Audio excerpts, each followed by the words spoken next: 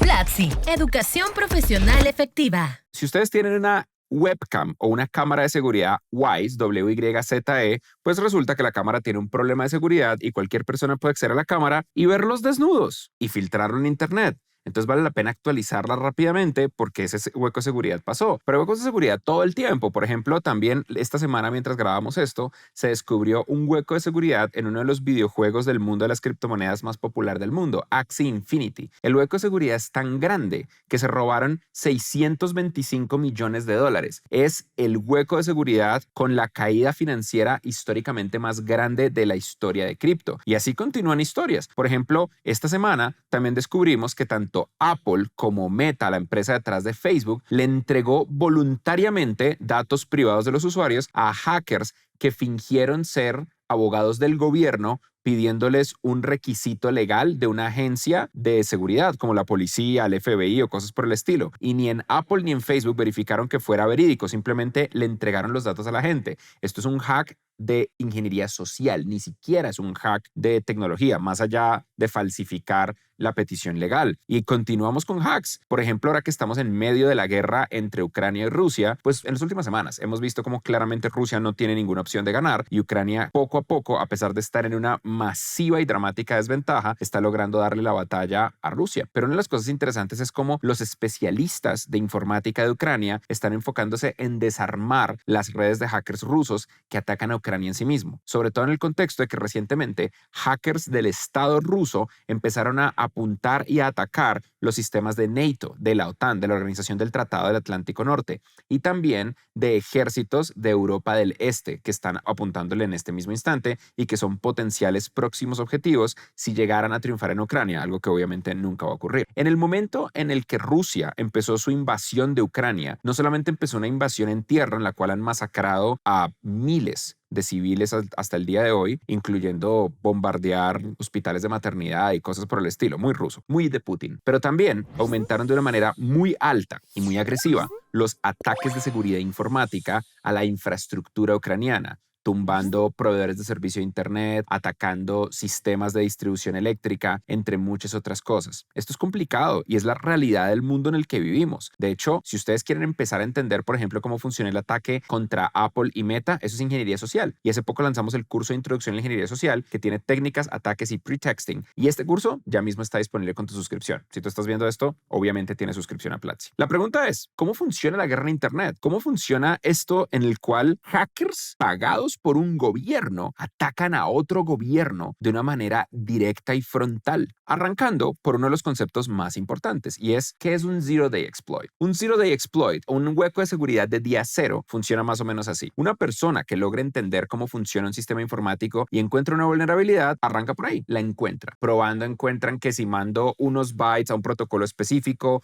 o si mando un mensaje a un lugar específico, rompo la seguridad y puedo tomar control del sistema. Lo siguiente típicamente es documentar la vulnerabilidad en detalle. Una vulnerabilidad al final del día es como un bug, es un hueco del software y lo que tenemos que hacer es documentarla para que sea altamente replicable. Si la vulnerabilidad es replicable y la podemos documentar para que cualquier persona la pueda replicar, entonces un ingeniero de la compañía la puede arreglar. Así que el siguiente paso es reportarlo a la compañía. Y hay protocolos, porque resulta que esto está regido por leyes. Si tú descubres una vulnerabilidad, por poner un ejemplo, en una startup de tecnología, y en vez de contarle a la startup, te la quedas para luego vendérsela a otros hackers o te la quedas para extorsionar a la compañía, eso es un delito y puedes terminar en la cárcel. Y eso es un delito hace muchísimos años. Y eso es un delito que ustedes dirán, no, pero en Latinoamérica eso que lo van a perseguir. La policía de Colombia persigue esto, la policía de México persigue esto. Probablemente en el mundo hispano de las mejores policías de delitos informáticos es la policía de España. Así que no se pongan a jugar de que ustedes son super hackers. Si descubren un hueco de seguridad informática, tienen que reportarlo tan pronto como lo descubran a la compañía. De otro modo, ustedes se vuelven responsables legales de la forma en la que es explotado este hueco de seguridad. Y muy triste que una persona simplemente por tener curiosidad intelectual y conocimiento en tecnología termine en la cárcel. Sean buenos ciudadanos de Internet y repórtenselo a la compañía. Sea que la compañía se los recompense o no. Porque es como que me recompensen por decirle a mi vecino que dejó la puerta abierta. A veces hay recompensas, pero lo más importante es que es lo correcto. Excepto cuando ustedes son hackers de gobierno. Cuando ustedes son hackers de gobierno, ustedes no le reportan nada a nadie. no le reportan nada a la compañía. En cambio, los hackers de gobierno, cuando encuentran estas vulnerabilidades, se quedan calladitos y lo guardan en una base de datos ofensiva para un día de ataque. Eso es lo que tienen los gobiernos. Los gobiernos tienen una colección secreta de Zero Day Exploits que la usan en el momento en el que quieren destruir objetivos militares o atacar otro gobierno o defenderse de otros gobiernos. Y es lo que nosotros conocemos en la industria como cyber warfare o guerra informática. Este terminó siendo el término aceptado por todos para definir cosas de este estilo. Y pasa todo el tiempo. De hecho, pasa tanto que hace poco nos enteramos de esto. En el año 2017, alrededor de todo el drama de Edward Snowden, apareció que un grupo de hackers llamados los Shadow Brokers o los contrabandistas de las sombras filtraron una base de datos de exploits de la Agencia Nacional de Seguridad de Estados Unidos, de la NSA, mostrando exploits al sistema bancario SWIFT, exploits a Windows y exploits a muchísimos otros sistemas informáticos que la NSA tenía guardados para un día de lluvia, para un día en el que tuvieran que usarlos. Los exploits son muy poderosos. Eternal Romance, por ejemplo, era un exploit para escalar de manera remota los privilegios en un sistema. ¿Eso qué significa? ¿Qué significa Remote Privilege Escalation? Significa que desde afuera, desde Internet, ustedes pueden penetrar un sistema y lentamente ir obteniendo más y más permisos en el sistema hasta tener permisos de administrador y controlarlo. Esto lo controlaban en Windows XP hasta Windows 2008. También encontraron otros problemas en Windows 8, Windows 2012, Windows XP al 2012, en Internet Information Server, en Lotus Domino, en Windows Server 2012 y en múltiples otros frameworks. Y ustedes dirán, esto es viejo, ¿no? Esto tiene que ser muy viejo. Primero que todo, no, porque resulta que ¿qué tipos de sistema usan estos Windows viejos? Por ejemplo, los cajeros automáticos. Y por ejemplo, los sistemas de control de una planta hidroeléctrica, los sistemas de control de una cervecería, los sistemas de control de una fábrica de proyectiles y de rifles. De hecho, esto ya está documentado que ha ocurrido en el pasado. Irán es este país medio problemático que constantemente ha tratado de obtener armas nucleares. Irán tiene unos sistemas, esto que ustedes ven aquí en pantalla, se llaman unas centrifugadoras de uranio y plutonio. La forma en la que el uranio y el plutonio se enriquece es que se mete en una centrifugadora de ultra alto poder para separarlo de otros elementos y dejarlo ultra enriquecido. En teoría, esto sirve para plantas nucleares, pero también sirve para bombas. 2 veces Israel ha logrado destruir estas centrifugadoras sin ponerle una sola bomba, sin poner a una sola persona en tierra. La forma en la que lo han hecho es usando virus informáticos que atacan estos sistemas hasta penetrar la planta centrifugadora y acelerar la planta centrifugadora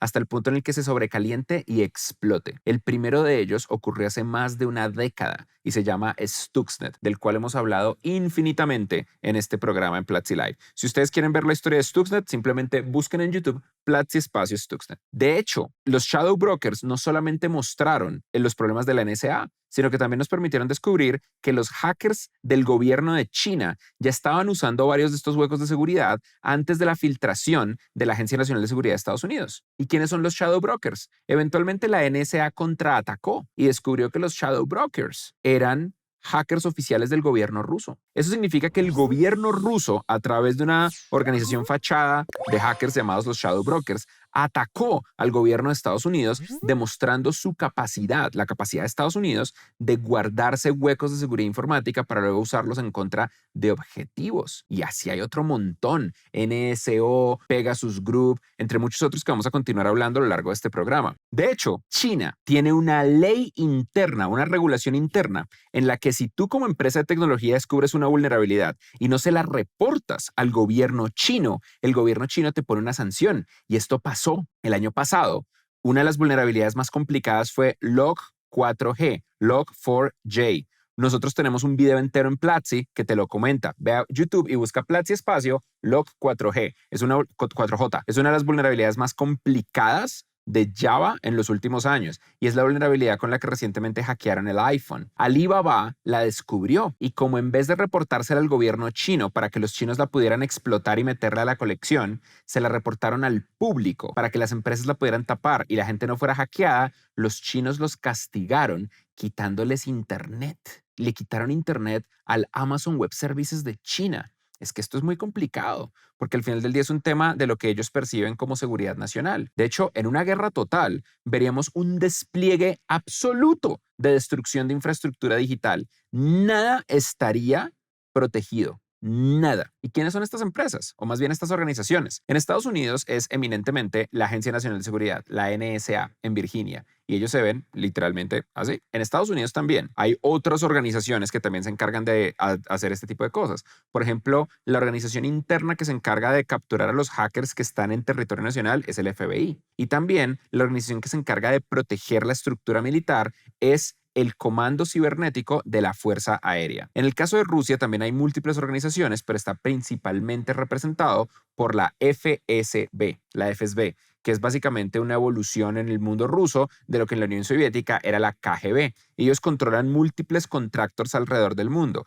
teniendo su base de operaciones de hacking alrededor de San Petersburgo. En el caso de China, está en Beijing, aunque obviamente tienen unidades en todas partes del continente y se llaman la MSP o el Ministerio de Seguridad Pública y se encargan de muchos de estos ataques. Pero no son los únicos. Está documentado que de manera ofensiva y defensiva se ha visto a Estados Unidos, Rusia, China, pero también al Reino Unido, a Israel a través de la Mossad, a Irán y a Corea del Norte usar sistemas de seguridad informática para obtener objetivos geopolíticos, militares y económicos. ¿Cuáles son los objetivos que normalmente intentan lograr estas organizaciones? Son tres cosas muy simples. Espionaje, encontrar datos de otro país para robárselos. Por ejemplo, China famosamente se robó los planos del F-35 Lightning II. El avión más avanzado que tienen los chinos se cree que es producto de ingeniería inversa del F-35. Sabotaje es, ya lo hablamos con el caso de Stuxnet y lo que hizo Israel. Y luego está propaganda. Y ustedes dirán, ¿será que la propaganda funciona? Antes de ahondar en eso, les recomiendo mucho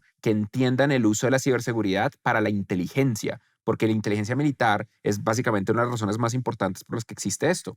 Este curso, completamente nuevo y actualizado de todos nuestros cursos de seguridad informática, ya pueden acceder a él. Simplemente denle clic en la esquina superior derecha del video o encuentren el link al curso en la parte de abajo de la descripción. Y volviendo a la propaganda funciona. Vengan, les demuestro que la propaganda funciona. En esta guerra entre Ucrania y Rusia, Rusia tiene unos puntos que son completamente falsos, pero que la gente los cree porque les han bombardeado de propaganda Facebook, Instagram, Twitter, TikTok, Reddit de una manera muy fuerte. Cuéntenme si han escuchado alguno de estos y van a saber que les llegó propaganda. De pronto ustedes han escuchado que la justificación de la invasión de Rusia a Ucrania tiene que ver con unos misiles en Yugoslavia. Completamente propaganda. O con la expansión de la OTAN. Eso no tiene sentido, así no funciona la OTAN. La OTAN no es eso que Rusia dice que es.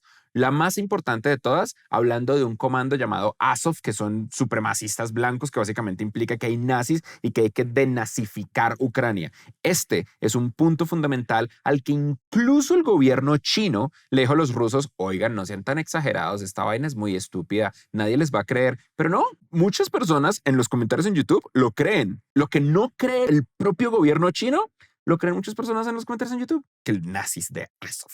¿Por qué? Porque la propaganda funciona. Otro ejemplo, si cuando Rusia invadió Crimea, ustedes estaban diciendo, no, claro, es porque hay rusos étnicos en Crimea que Rusia fue a proteger. Propaganda. Si la razón por la que Ucrania está en Donetsk y en la península de Donbass y todo el tema de Crimea es por independencia, porque son separatistas, propaganda. Y la más importante de todas las propagandas, si ustedes creen o les ha llegado el tema de la denazificación de Ucrania, 100% cayeron en propaganda.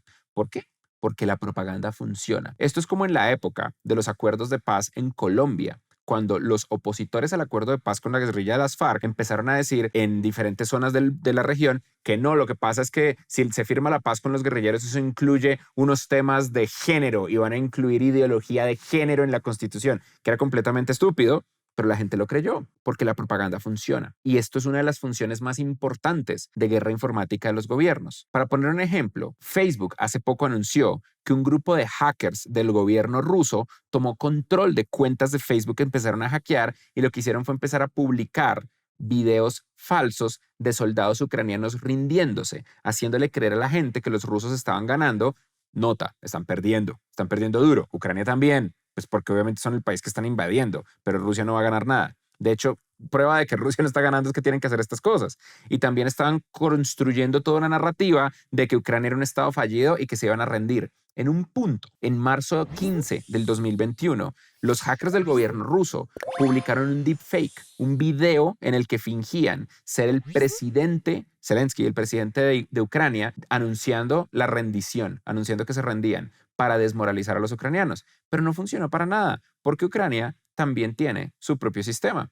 La guerra de propaganda está siendo muchísimo más fuerte, muchísimo más efectiva y muchísimo más dura que la guerra contra Ucrania. De hecho, los propios hackers de hobby, hackers amateurs rusos, están hackeando sistemas rusos. Esto que ustedes ven acá es un cargador de automóviles eléctricos en Rusia, que en la pantalla está mostrando el texto "Gloria a Ucrania y muerte a Putin". Es muy real. Y también está el grupo de Anonymous diciendo que están atacando por completo a Rusia para contarle al pueblo ruso que Rusia les está mintiendo, porque este es el otro problema. Internamente Rusia le está mintiendo a los rusos. De hecho, es muy posible que el mismo Putin no sea consciente de que por cada soldado ucraniano que muere, se están muriendo 10 soldados rusos y que por cada tanque ucraniano que es destruido, se están destruyendo 100 tanques rusos. Ellos mismos están comiendo su propia propaganda, que es lo mismo que le pasó a Stalin. ¿No les parece absolutamente poético? Y también hay que tener mucho cuidado con Anonymous, porque Anonymous no es nada. Anonymous no es un grupo, Anonymous simplemente es un tagline.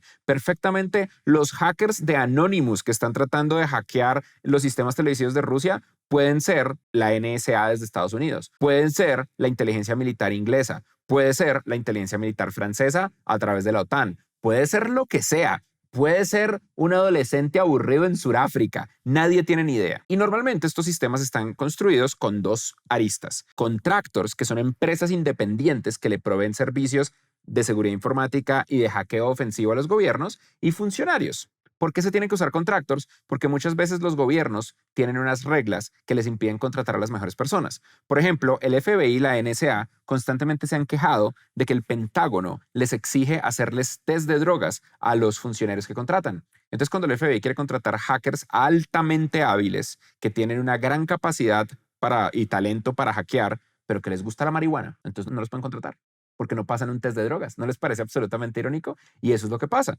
Y esas son las reglas en este momento del Pentágono que el FBI y la NSA quieren cambiar. Pero entonces, para saltarse esas reglas, pues no los tiene que contratar el FBI o la NSA o la CIA. Los contrata una empresa y esa empresa le provee servicios a estas otras compañías. También ocurre con grupos privados en Corea del Sur trabajando para Corea del Norte. El más famoso de ellos es un grupo llamado Lazarus Group. La teoría, porque esto es un grupo súper extraño, la teoría es que esto es un grupo de soldados norcoreanos que desde chiquitos aprendieron a ser hackers pagados por el gobierno norcoreano y que luego se infiltraron en Corea del Sur para hacer ataques de seguridad informática, no solamente en la infraestructura de Corea del Sur, sino en la infraestructura de todo el planeta, incluyendo los típicos objetivos Estados Unidos y Japón.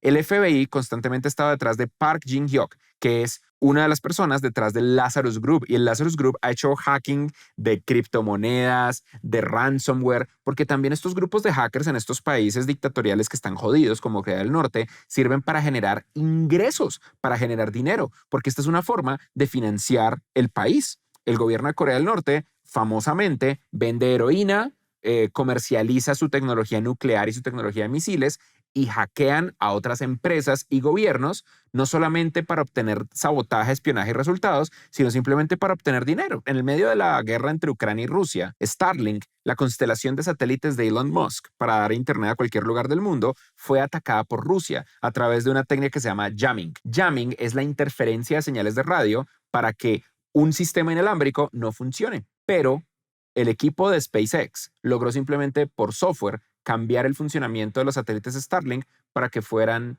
imposibles de interferir. Y funcionó. Porque esto muestra también un problema típico y es que cuando este tipo de cosas pasan, los objetivos no son simplemente militares. Tu empresa individual puede ser atacada. Nosotros hablamos de cómo evitar que las empresas sean atacadas en el curso de prevención de pérdida de datos, que también está actualizado y es parte de nuestra Escuela de Seguridad Informática. Lo encuentran dándole clic a la esquina superior derecha o en los comentarios de abajo y ya lo tienen con la suscripción de Platzi. Uno de los casos más complicados es el caso de Israel, porque Israel tiene un grupo de contractors que trabajan para la Mossad y para el gobierno de Israel, pero que también trabajan para individuos y famosamente han trabajado para Arabia Saudita. Se llama el grupo NSO y este grupo acaba de ser desmantelado porque construyeron un malware absolutamente fascinante. Construyeron un exploit para iPhone en el que una cierta instrucción es interpretada como código y lo que terminan es construyendo un computador entero simulado. Es como una máquina virtual que toma control del iPhone y de esa manera pueden hackear WhatsApp, pueden hackear tus fotos, pueden hackear lo que se les dé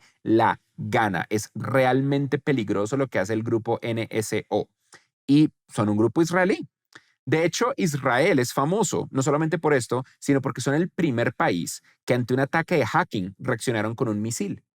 Jamás, desde Palestina, atacó de manera informática a Israel. E Israel detectó de dónde venía el ataque, dónde estaban los hackers, y les lanzaron un bombazo y destruyeron el edificio entero, porque eso es lo que hace Israel en Palestina. Esta es la primera vez que la respuesta a un ataque cibernético es respondida con un ataque cinético, con una bomba, y probablemente va a continuar.